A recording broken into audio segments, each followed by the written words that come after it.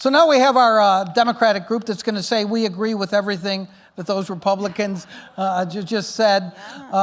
So let me just introduce them real quickly, and I'll start at the end with Asha. Asha Jones is Congressman Stephen Horsford's chief of staff. She's worked for a number of major Democratic figures in Nevada, including Harry Reid and Shelley Berkley, and she also worked in Hillary Clinton's Nevada campaign. Sitting next to her is Rebecca Lamb. She comes out of hiding like once every 10 years to do something like this. She's been the unofficial leader of the Democratic Party machine in Nevada for more than a decade and a half. She helped make Nevada an early state, helped save Harry Reid in 2010, and helped make the so-called Reid machine into a formidable force. Alana Mounts, wow, where you've come from. President Biden's ballot access director, and you came up through the Democratic ranks in Nevada. You were the party's executive director and then held various D.C. jobs, including White House's deputy political director in the Office of Political Strategy and Outreach. This, again, is an all-star panel. Give them a round of applause. So, Rebecca, I know you're going to try to rebut some of the things that were said, but before you get to that, and Matt kind of alluded to this a little bit, and the question I want you to answer is the Reid machine still alive and well? Because Matt's was not the first, and I'm sure will not be the last obit that has been written. Remember, just a few weeks before the 2022 election, there were several national stories saying it's dead, it's gone. Is it? No. Before I answer that question, I just want to, first of all, thank you for inviting us to be here with you today. The work that you all do is so important, so it's great to be here with a live audience, with all the people watching, and just thank you for what you're doing. Thank you. The second thing I will say, and it kind of gets to this question, is I am so happy to be on this stage with Asha and Alana, both folks who have come out of Nevada.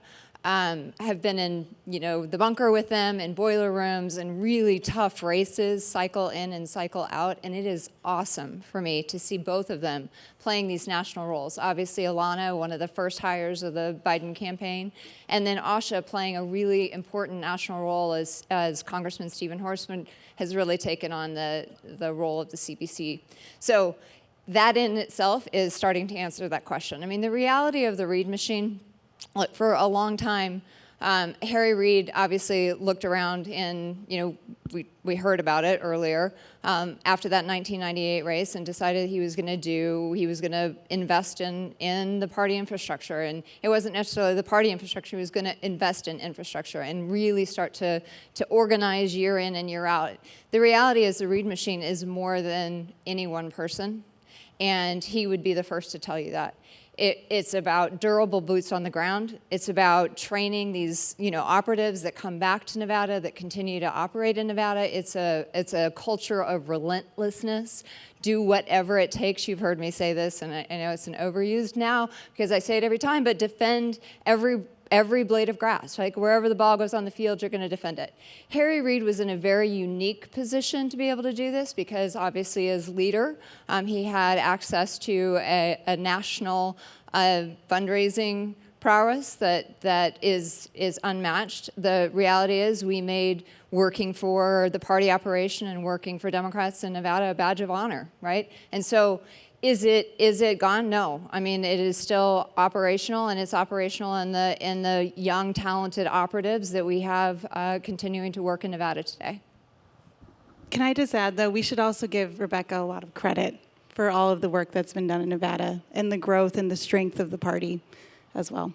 So, Elizabeth, if I might, since Alana spoke up there, because if you don't say nice things about Rebecca and you're in the Democratic Party, you disappear. I don't understand how that works. But seriously, Alana, I want to show people something you said in an interview with a newspaper called the Las Vegas Review-Journal back in August, because I thought it was instructive about Nevada and what Nevada really does here. Let me show people that. Nevada has taught me so much about being a skilled organizer, a skilled political operative, and a better person. It's a state where you can't take anything for granted. You have to have a lot of grit and a lot of heart. And that it goes to what Rebecca said. I can't tell you how many operatives I've heard, as Rebecca says, every blade of grass. It's like they're programmed to say it. But tell me about how that really manifests itself in what you did here and how you carried that attitude to what you did afterwards. Well, I mean, it's exactly what I said. I think it's Rebecca's leadership, but it's also, being in the bunker, staying up late, really thinking about where are the holes, where are the gaps, where are we doing well. And we have an incredibly strong infrastructure that we can lean on to fill and move some of that. Nevada is a place where you can't take anything for granted. If you did, we wouldn't have been in the position we were in 2018 and 2020 and, diligently turning around our caucus in 2020, but that's because we had a community, we had a network to lean on. I am grateful for my Nevada experience. It's taught me so much, and I carry it with me, and from the things that I'm doing now, always have Nevada on my mind, and proud for it to be my second home. You miss it, don't you? I do. I do. My husband's in the audience, and I told him, should we move back? I probably say that about once a week, yes. How would Joe Biden feel about that? After he wins, he might be. There's after 2024, right? Yes, that's I have a question for Asha. So Shelley Berkeley, Harry Reid, Stephen Horsford. I can't think of three more different and yet successful Nevada Democratic politician. What makes or made each one of them successful in their own right? I would have to say that I do see a similarity. The thing about all three is it's Nevada first. And I learned that I interned for Shelley Berkeley when I was in undergrad in '99. And working on a campaign and interning is the best experience you will ever get for life. I tell people no matter what you do. What I saw with each of them is they see Nevadans as real people. They are politicians, but they care about their community in a way that folks don't believe politicians do. If you've been around Shelley at any time, she knows everyone's name. She had us, we were at baby showers, we went to a dog funeral, we went to everywhere. If the people asked, we were there. And Senator Reid, the same thing. A senator's not in the district nearly as much as a House member, but the touch that he made whenever he was there, taking the time to talk to everybody, connecting with people. And Stephen Horsford, I told him, I said, I thought I had worked hard, but now in this role and as CBC chair, they're truly connecting with people, and I think that's what we need for 24. It's enough to, we're going to do all the stuff that we do, but it's that true connection and listening, and that's what I will say I was raised up on in this world, in this industry. And with those three people to kind of modernize and keep it going each step has been really good for me. So I'm curious to ask you, since Representative Horsford is running, and he has an interesting district, Nevada District 4, which is the newest district in the state, because it's really split between the urban core in Clark County and some very rural areas. So talk a little bit about threading that needle as we move forward in the campaign. It's amazing. I tell people all the time our district is a microcosm of the country.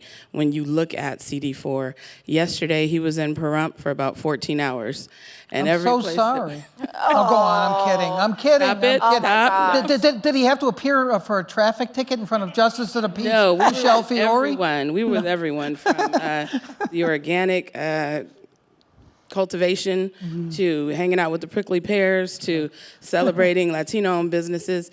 Our district really does speak for the country, in my humble opinion. And what we've had to do, and I work with my staff all the time, the message has to be tailored to who we're speaking to.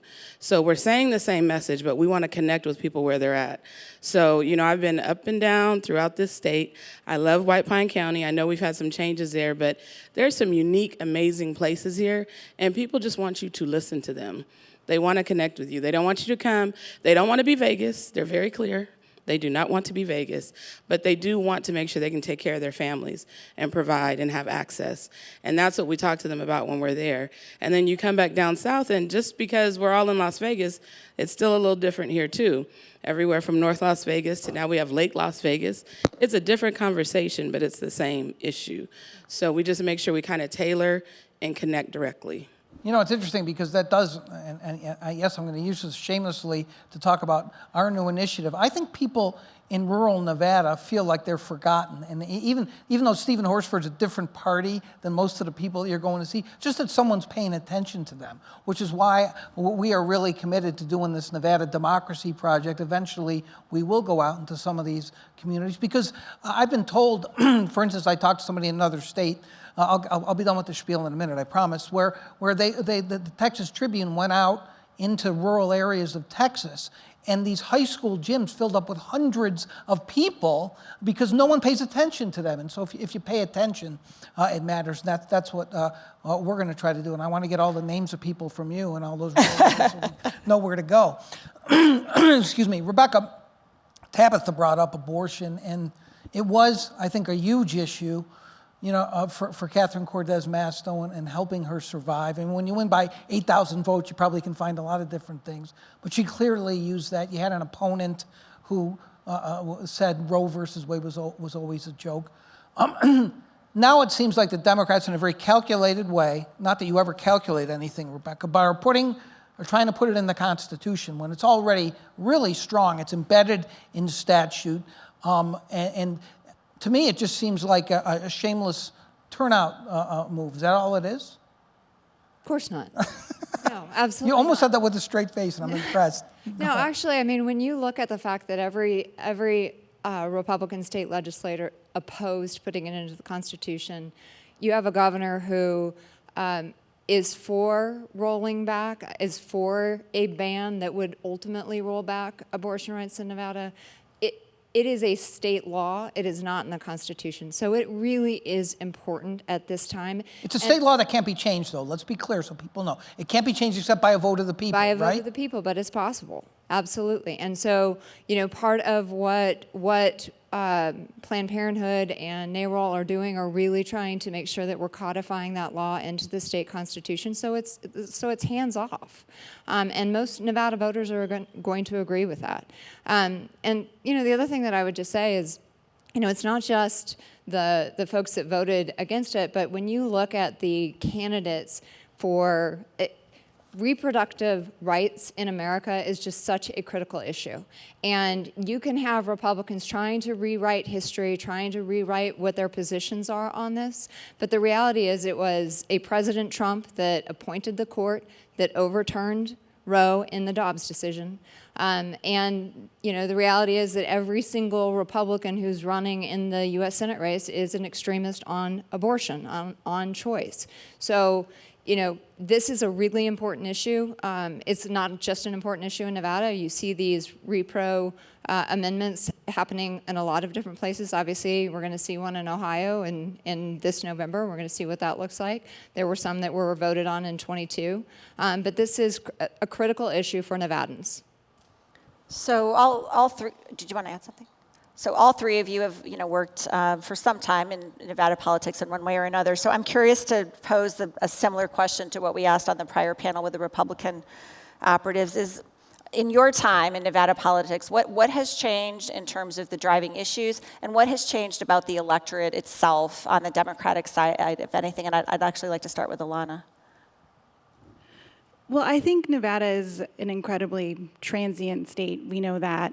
I think Nevada is a place where we can't take our foot off the gas.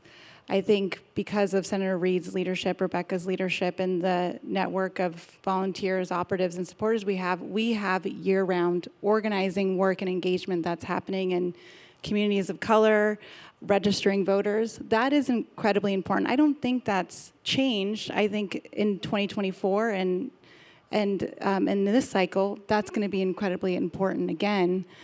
And I think the issues are, you know, the issues that matter to Nevadans are going to be key in this election and have been key before. I mean, people want to see their prescription drugs costs going down. They want to see more jobs. I think they want to make sure that their health care is safe and secure. And I think that's the issues we've talked about before. I think we've got to keep talking about those in this cycle as well. Asha, I'd like to hear from you on this too. Yeah, I would say that the thing that I've seen change over time is just social media has had a huge impact, you know, good and bad. And I think we spend a lot of time. I had a conversation yesterday with someone, and I was like, that's not what happened. That is not what happened. So we're working, I know, for our team to just make sure that we're reaching people through every mode and we're being responsive. Like, I have to understand what's happening in order to be responsive to it, because the electorate has questions, and they do want to get answers, and they have no problem reaching out. I think Nevada is different in that you have extraordinary access to your elected officials. And I think that has increased over time. It's nothing for you to be in the grocery store and to see your county commissioner or city councilman, and they do come to you and ask questions at that point. But I think social media is, it's a two-edged sword.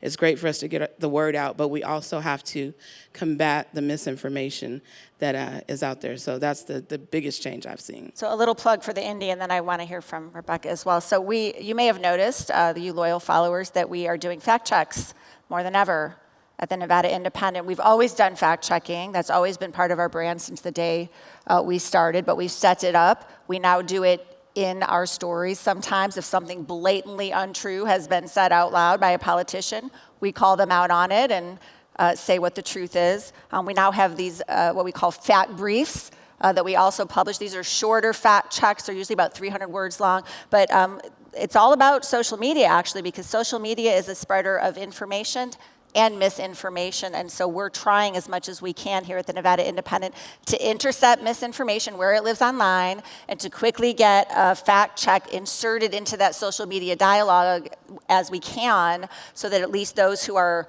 open-minded to being corrected and hearing the facts, right, maybe we can we can have some effect on that in some way. What's changed in Nevada since you started? So there's a lot that's changed, but there's a lot that's the same. And I don't agree with Mike Slenker on a whole lot, but I will agree with him 100%. This is purple state. It's always been a purple state. It's always been a battleground state. And as a really smart friend of mine once said, #we matter, we matter still.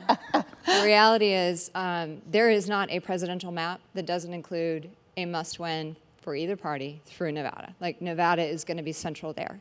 In a 51-49 Senate, when we have states and Democratic incumbents we have to defend in deep red states, you have to run the table in every battleground state where there is a Senate race, right? So we're going to matter again. In 22, it was the closest Senate race in the country. This wasn't surprising to those of us who had been on the ground and working it for a long time, but it's going to be close again, and it doesn't really matter who the Republicans put up. I will just say, there's very, very little light between Sam Brown and the rest of those Republicans in terms of, election denialism, in terms of MAGA choice, Trump support. And I know the NRSC wants to rewrite history on that race, but they're just not going to be able to.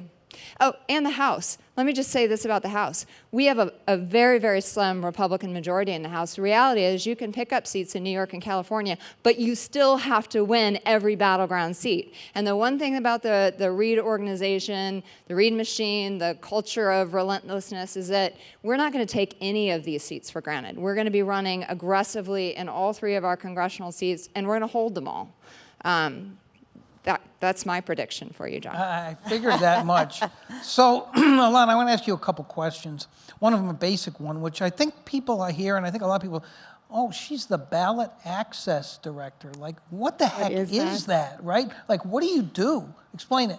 Right.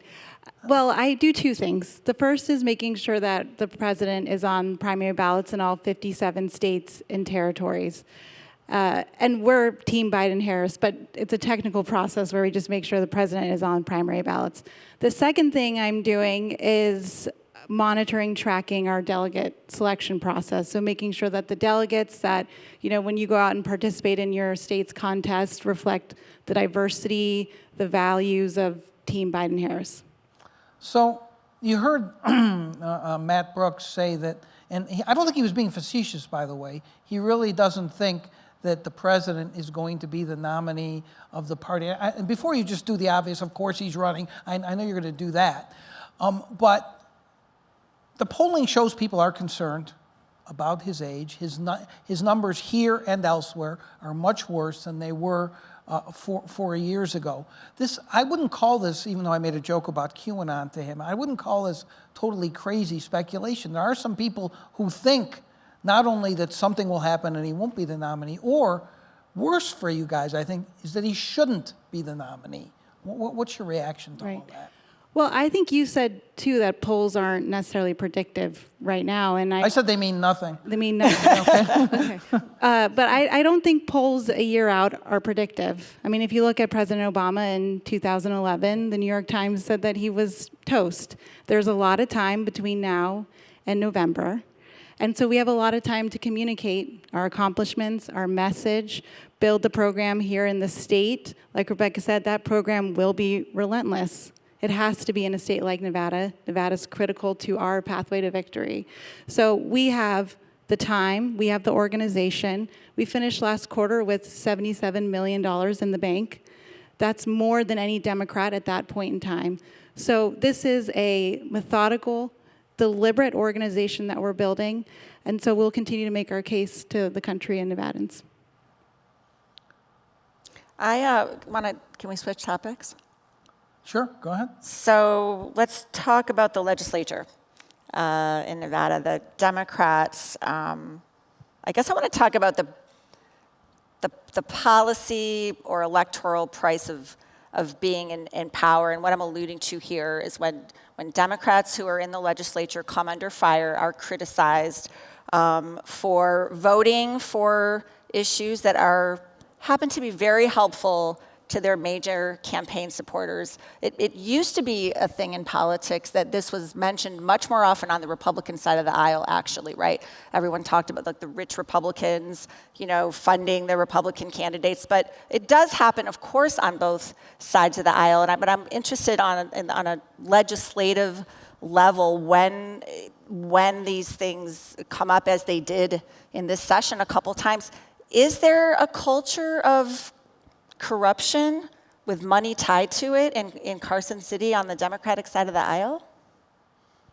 I think it's a really interesting question. And I think I've said to people before, when you have folks who are trying to create a culture of corruption, are there things are there particular sets of facts that are problematic? Potentially, yes, but you can't paint this broad brush across the Carson City and the Democrats in Carson City. The reality, you could make the same argument about a governor who was bankrolled by $30 million by one billionaire, right? You could make that argument. So I think we have to be really careful about sort of painting all of this with this very broad brush. And look, I think at the end of the day, voters are going to care a lot more about what we're doing, what Democrats in this legislature did to lower prescription drugs, to make affordable housing more available, than they are about this specific set of facts that pertain to one legislator who is not going to run. So I think we have to be really careful about that. Because you could make the same argument about why Republicans are protecting Big Pharma at a time when we need to be lowering prescription drug costs for people.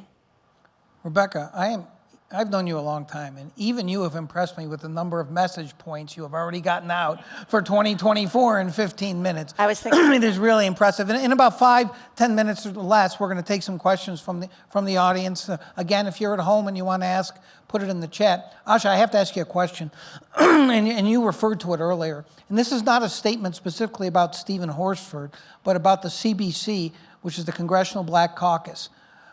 I think most people don't know, like average person doesn't know. But this is, I've known Stephen Horsford for a long time, by the way. I've known Stephen Horsford maybe even longer than you've been alive. That's how far back he and I go. This is a big deal for him to be the head of an organization. The Congressional Black Caucus is influential in Washington, D.C. Tell me how that has changed how he does his job. He does a lot more press conferences than he used to, and he sends out a lot more press releases than he used to. But practically, how has it changed? And how has it changed, maybe, if you can speak candidly, how he's viewed by his peers there?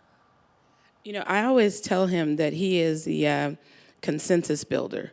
he's played that role here in Nevada, and he's doing it in the CBC. The CBC is 58 members strong. We call them the conscience of the Congress. And being there and seeing how those members, from the ones that have been there a long time to the new people coming in, and seeing how he's bringing them together and saying, you know, we're moving this way. And doing it in a way that respects each state. He's really focused on what does it mean to you in your district. He wants to make sure that as the CBC moves, we're bringing everybody and we're making sure that we're speaking to the needs of those specific districts. Working closely with the other caucuses, the Tri-Caucus, I have seen, and probably because I'm a little closer to it now, have seen the way they've worked together so well and are on top of the issues.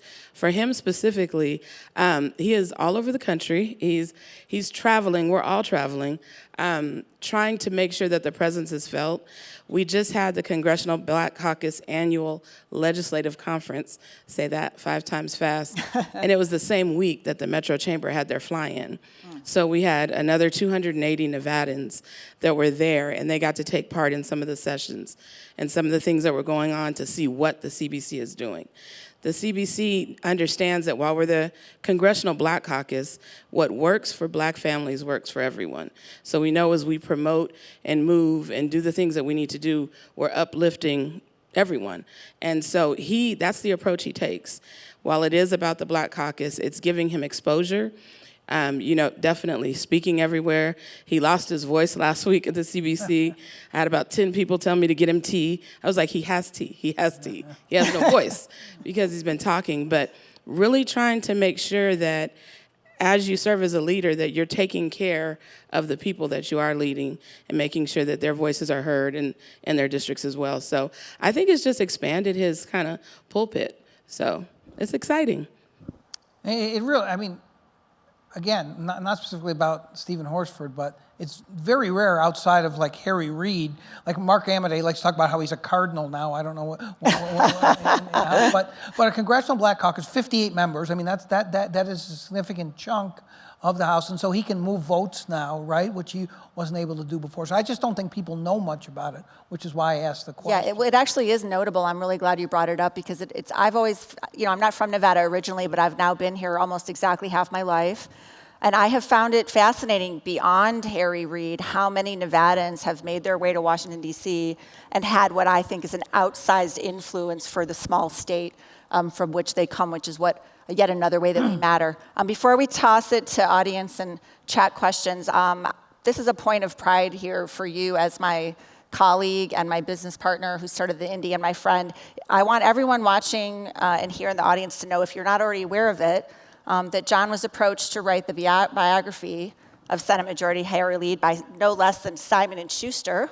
That manuscript has been submitted and is soon to be edited, I believe, and we don't know when it's coming out, but when I first came to Nevada politics, one of the first things I did was read John's first book, The Anointed One, which taught me a great deal about state-level politics in Nevada. And as I began to follow his coverage, I started calling him the world's preeminent Reidologist.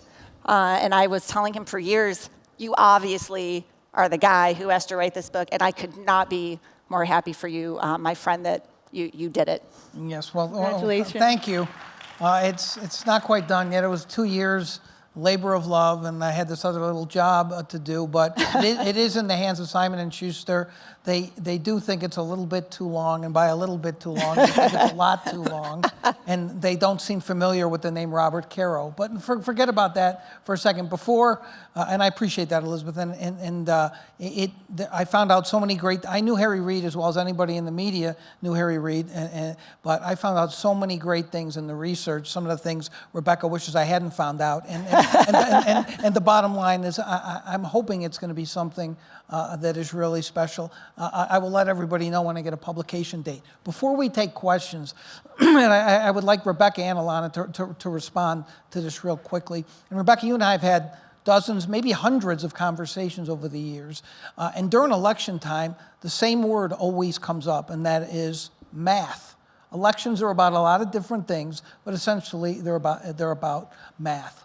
It seems to me that one of the big changes in Nevada is the math has kind of been turned, if not upside down, it's just kind of chaotic with all these independents and having to find independents. I mean, there was a time when if Democrats just did a base election, they were going to win the election because they had large enough registration in the state. How has it changed campaigns and winning campaigns? Yeah, it's a great question. One of the things that in many of our dozens or hundreds of conversations that we've had over the years on math, a couple of things that I would just say. One, we saw when we started doing really active voter registration, even before we saw automatic voter registration. That's something that we were proponents of. Not only have you seen the growth of nonpartisans in Nevada, but you've seen the growth of the voter rolls. Now, will they all vote? No, but they have the opportunity to. And that's an important part, we think, of just a healthy democracy. So the reality is nonpartisan have grown significantly, but one of the things that we know about nonpartisans is that when we were registering folks and we were registering nonpartisans, many of them were younger, many of them were much more diverse than nonpartisans in Nevada over a long period of time. So the reality is nonpartisans in Nevada today are very different than nonpartisans from a decade ago. And I couldn't agree with Mark Mellman more. I mean, the reality is you might register as a nonpartisan, but you're somewhere on the scale. And when you look back at the 22 race, and this was in a midterm, in conditions that shouldn't have been good for Democrats, the reality is, Catherine Cortez Masto was winning those nonpartisans by 8 to 10 points, depending on which poll you were looking at and which exits you were seeing. So you know that nonpartisans in this state are trending more Democratic. Was it nice to see the Democratic registration numbers the way that they were? Yes, but it's nicer for me to just see the number of registrations and knowing that the nonpartisans today are trending more Democratic than they are Republican. Didn't the exit show that Lombardo won independents as well, though? Yeah. The exits, but I don't know about the research. He was more competitive than Adam Laxalt, but there's clearly no doubt that the nonpartisans that are getting registered are more Democratic leaning than they are Republican. Your question mirrored one almost that I was about to ask. Is that really true, or is it just that last election the Democrats had a better quality of candidate in general than the Republicans did, and so it looks like what you're saying is true, but maybe that's not true next time? Actually, when you look at the demographic breakdowns of the nonpartisans in the state, you'll find that they break younger and they're breaking more diverse than they were a decade ago. Are they overwhelmingly Democrat? Of course not. Do you have any math in your head to support what you're saying? Or can you send it to me later? I'm not sure I was in this program. So there's that. I think the other thing, and look, a good demonstration of that is when you look at what's happening in Washoe County, okay?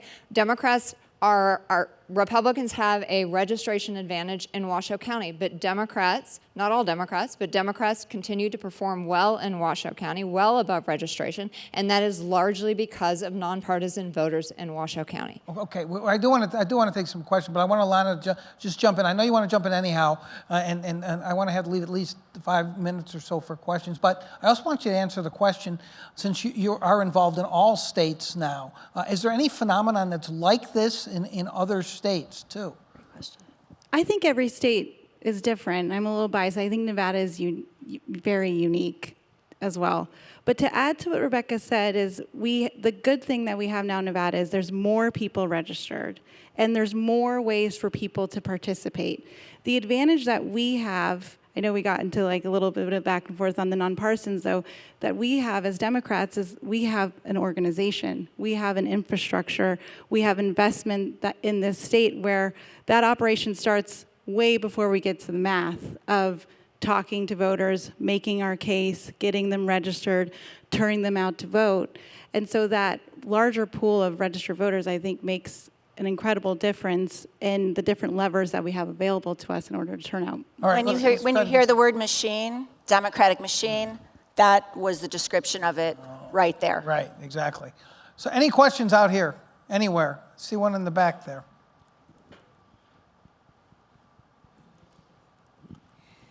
So in the general election, it makes sense that nonpartisans trend Democratic.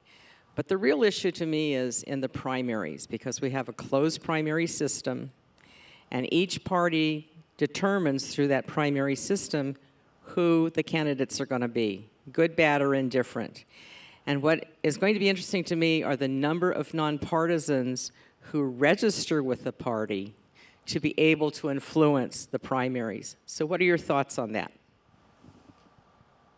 I'm happy to take this. I mean, one of the advantages of living in a state that is as pro-democracy, not pro-democratic, but pro-democracy, is that we have same-day registration. So up until the time of a primary, presidential primary, or general election primary that we'll see in June, nonpartisans have the opportunity to register and to vote, and they can do it. They can do it the day they vote. So obviously that's a great opportunity for folks, and frankly, part of the early, I think being an early state, and I know there's a lot of chaos happening right now on the Republican side of this, but part of the value of being an early state is really to sort of really engage voters early in this process. And it's one of the things that we've seen happen over the course of the last decade. So we welcome nonpartisan voting in primary elections. Like, that's, if somebody has an ability to get to, or a desire to vote in a primary election, they have the opportunity to do that right now. Any other questions? Raise your hand. The ever inquisitive Tabitha Mueller. Sorry, I have to ask. You mentioned that housing was going to be an issue that comes up in the election. During the legislative session, we saw a lot of housing policies were vetoed by Governor Joe Lombardo. However, under Governor Steve Sisolak, who's a Democrat, similar housing policies also didn't make it through, right? I'm thinking of abolishing the state's summary eviction process, which requires a tenant to file before the landlord, which is unique, I believe, to Nevada. What are Democrats going to say on the campaign trail when they're faced with this question? Well, look, I will let the legislators, I think the Democratic legislative leadership in the state has really done a lot of work, good work, towards trying to make affordable housing more available. And certainly we see that effort happening at a national level as well, just trying to make some of those lands available for more public housing. There's always a balance to strike, right? Because we have water considerations, because we have environmental considerations.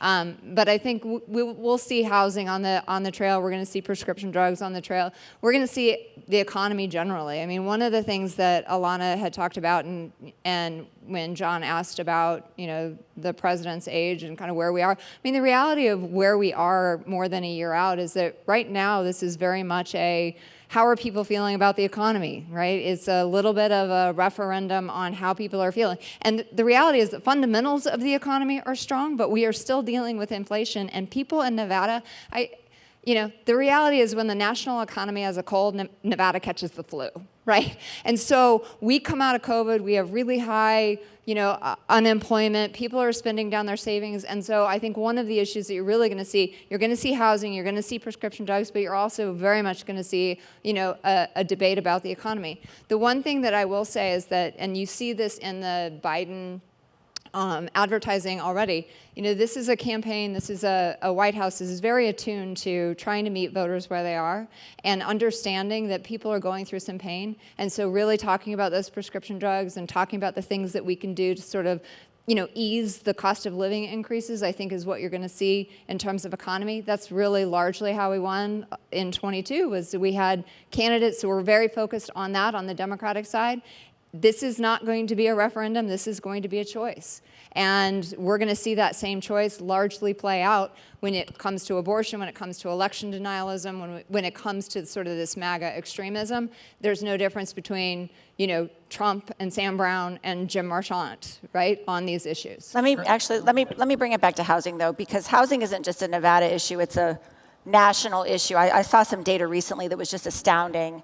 Over the past 20 years, home ownership has dropped by close to 9% in more than a dozen states. And even as you go down the list from there, it's substantial. Rents are up astronomically. It's actually unbelievable to me what has happened. So on the topic of housing, are we going to hear Democrats talking about this issue of affordable housing across the country in the campaign? I think you will. I think we're going to have to address the issue of affordable housing. And the reality is, like, people are hurting, and we need to try to figure out the ways to help address that. Do you think it's a better handled? I'm really curious to ask you this now that you're so involved in state politics and not so much in federal anymore. Do you think that we should be going at it more from a federal perspective, or is it better handled at a state level? I think we have to attack it from both. All right, I think we're out of time. Again, I want to say thanks to Rebecca, Alana, and Asha for doing this. We're very lucky to have such a stellar panel talking about the campaign. Thanks to all of you for coming. Thanks to all of you for listening and your great questions. We're going to take a quick break, and then we're going to have the last panel of the day, which is going to be 4 very prominent national journalists having to answer questions from me, which is their life's dream come true. So stick around.